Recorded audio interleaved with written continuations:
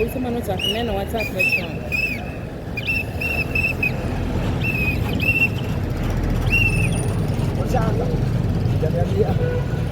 And so, Kenyans, once again, we must become serious about these things, about these issues, because as I see, things are getting worse every day.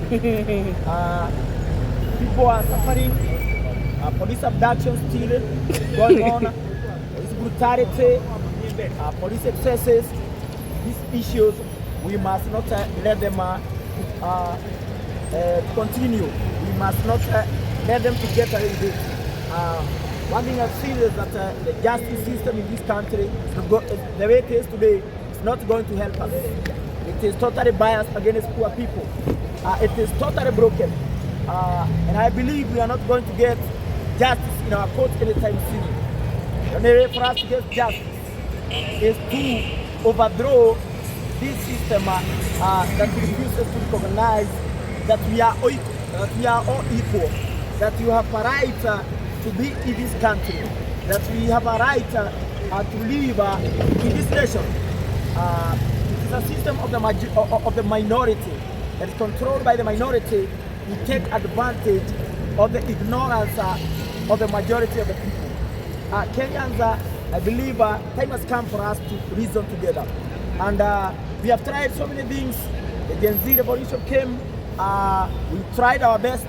We lost so many lives, but nothing really changed. Things are still the way they were before, or even worse. So where are we going wrong? These are the questions that we must ask. Where are we going wrong? I think we are going wrong because one thing, we do not have an ideology. We must have a uniting ideology.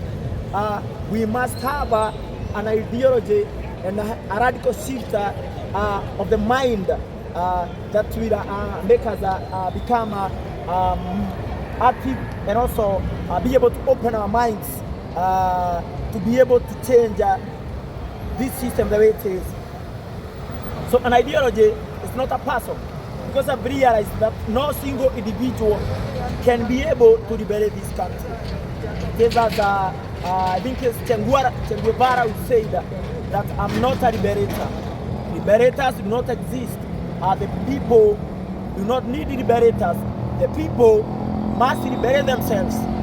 So I think what we need to do is to give people whatever the ideology that they must use to liberate themselves. Kwame Nkrumah said that the revolution will be possible when the masses be made to understand and get convinced that why they must join the revolution. There are so many things happening, those we are seeing, and even those we are not seeing, which are even worse. Like the agricultural crop bill that they are bringing into parliament, where I hear that to do some small-scale farming, you have to pay. Why should we pay? I think these people are mortgaging our country. They are selling our country to foreigners because I believe it is multinationals that will be producing food. So small-scale farmers will not be able to produce food. So they are compromising our food security as a nation. And once a person is able to control your food, that person can do anything to you. So we are treading on very dangerous ground. Things are happening, and we should not let them to happen.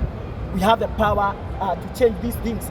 We have the power in our hearts, power in our minds to overcome all these evils that are being used to destroy our humanity. And so we must come together, reason together, and think together. Because I think without using our minds, not be able to have people who are ready to become the next government. Because of course we are saying Ruto must go. And my question is, when he goes, what happens next? We must be worried that if the power falls today in the ground, the people who will pick up that power are still opportunists, political opportunists, who are still around the presidency. Those are the people who return to power. We must be very careful. The same thing that happened during the Kenya's revolution, the Gen Z's revolution, there was another revolution going on in Bangladesh, and they were able to overthrow the president. The president ran away from the country. But when I look at how things are happening or still in Bangladesh, I don't see too much change, because I believe it is the people who are still around the president who came back into power, who took power. So this is what we must discuss. We must have an intellectual debate about how we will make people believe that there's something called good power, and that good power is in our hearts. That good power, we can get it and manifest it, and also be able to exercise it, and be able to tell our people that we should not be ruled by murderers, by criminals, by thieves and liars. So sad, our country is held to ransom by corrupt people, by people who do not care about us at all. And they can do anything just to cling to power, just to make profit. They kill our people, that is the natives, so that they can continue being in power. About you,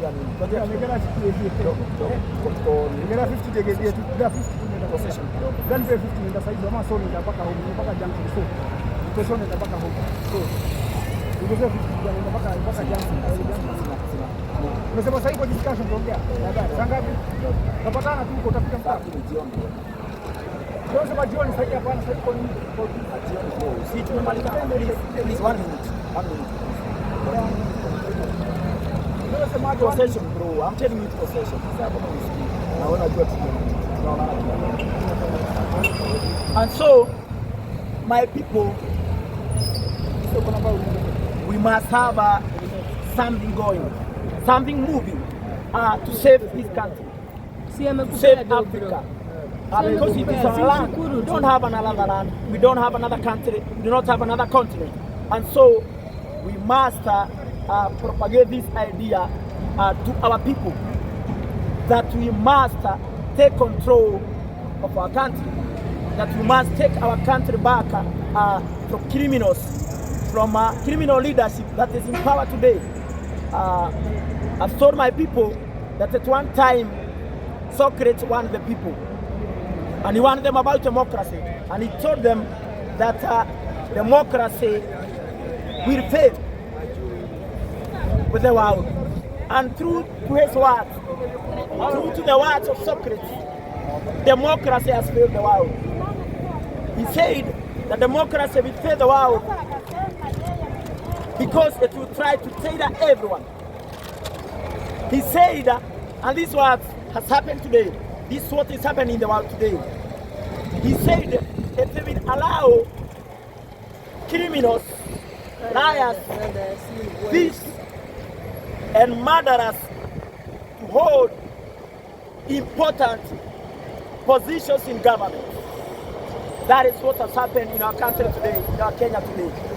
And not only in Kenya, but the world over. Because when you look to a place like America, a nation that prides itself to be the mother and father of democracy, if you look at the candidates that are offering themselves for election, that is Trump, I think still there's no hope.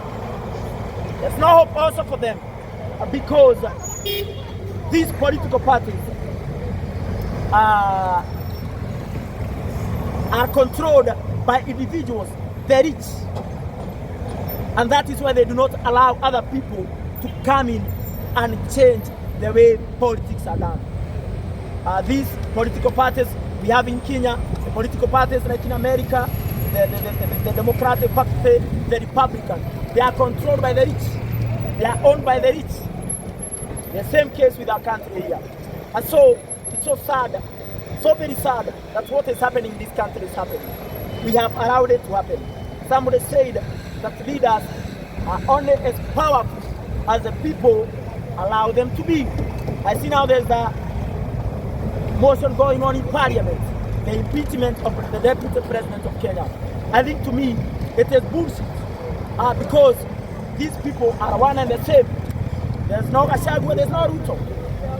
They are all guilty of the crimes that have been committed upon the people of this country. They are guilty of the blood that was shed on 25th June, they are all guilty. And so what they have done is that they are using tribalism as theater to destroy this country. I mean, tribalism